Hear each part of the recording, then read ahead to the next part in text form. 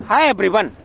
आज हम मधुमक्खी पालन के सामान्य सिद्धांतों पर एक जानकारी लेकर आपके समक्ष उपस्थित हैं। मधुमक्खी पालने से पहले इसके प्रबंधन का अच्छा ज्ञान होना चाहिए। प्रबंध समय तथा स्थान के साथ बदलना चाहिए। इसके अलावा प्रत्येक मधुमक्खी पालक का अपना निजी तरीका भी होता है जो उसके अपने अनुभव से आता है। कारण मधुमक्खी की गतिविधियां स्थानीय मधुमक्खी पौधे तथा उनके फूलों के समय और जलवायु की विभिन्नता पर भी निर्भर करता है। ये सभी स्थितियां मधुमक्खी की सक्रियता पर बहुत प्रभाव डालता है।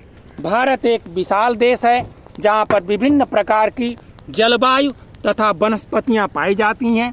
इसलिए मधुमक्खी पालन के लिए एक ही प्रणाली या एक ही प्रकार की परिपाटी नहीं अपनाई जानी चाहिए।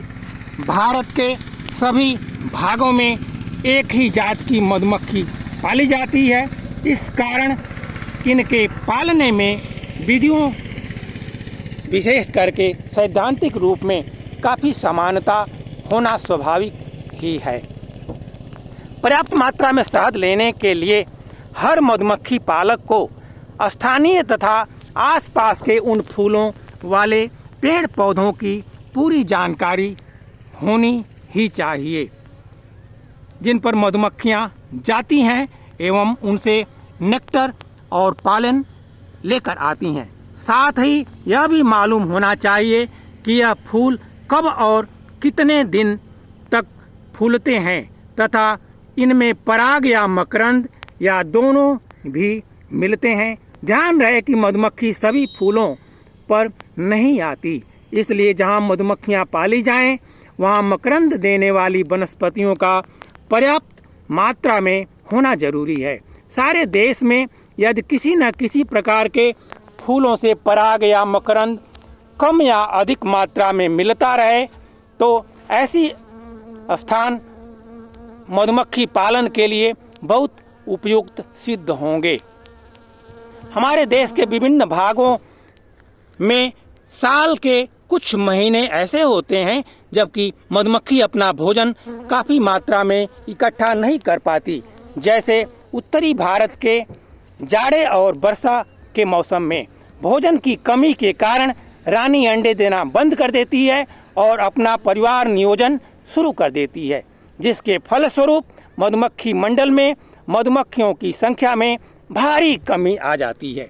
अनुकूल समय आते ही फूल उपलब्ध होने पर भी मधुमक्खी पालक को बहुत कम शहद मिल पाता है, क्योंकि मधुमक्खी अतिरिक्त शहद को अपनी संख्या बढ़ाने में लगा देती है। इस समस्या का सरल उपाय है कि खराब मौसम में जब मकरंद कम हो तो मधुमक्खियों को चीनी का घोल देना चाहिए। साथ ही पहले से एकत्र किया हुआ पराग भी दें तो अति उत्तम है। इस कृत्रिम भोजन से मधुमक्खियों की संख्या कम नहीं होती है और अच्छा मौसम आते ही मधुमक्खियां मकरंद लाकर मधु पेटिका में तेजी से एकत्र करने लगती हैं। यह अतिरिक्त मधुमक्खी पालक निकाल सकता है। अच्छे मौसम में हर 9 से 10 दिन के बाद कई बार शहद निकाला जा सकता है।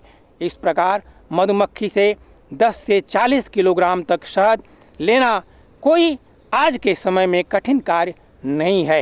इससे अधिक भी हम ले सकते हैं। शहद की मात्रा कितनी होगी यह फूलों की किस्म, उनकी मात्रा तथा मधुमक्खी पालन के उचित तरीकों के इस्तेमाल पर ही निर्भर करता है। जैसा कि हम देख रहे हैं ये कृत्रिम फ्लावर्स पर पूरे दिन में एक भी मक्खी नहीं बैठी, क्योंकि यहाँ पर मस्टर्ड की फसल काफ़ी मात्रा में अभी उपलब्ध है और मधुमक्खियों के, हालांकि हमने बॉक्स के अंदर भी इस फ्लावर को डाल के रीड किया, कोई भी मक्खी इस पर बैठी नहीं पूरे दिन में।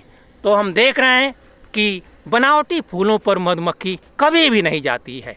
ये फूल बनावटी है, इसमें मैंने सेंट भी लगा रखा है, फिर भी एक भी मक्खी पूरे दिन में नहीं बैठी।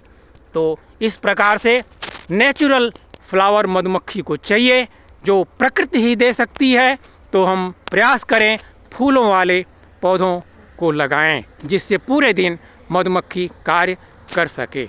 हमें उम्मीद है यह जानकारी आपको अच्छी लगी होगी। बहुत बहुत धन्यवाद।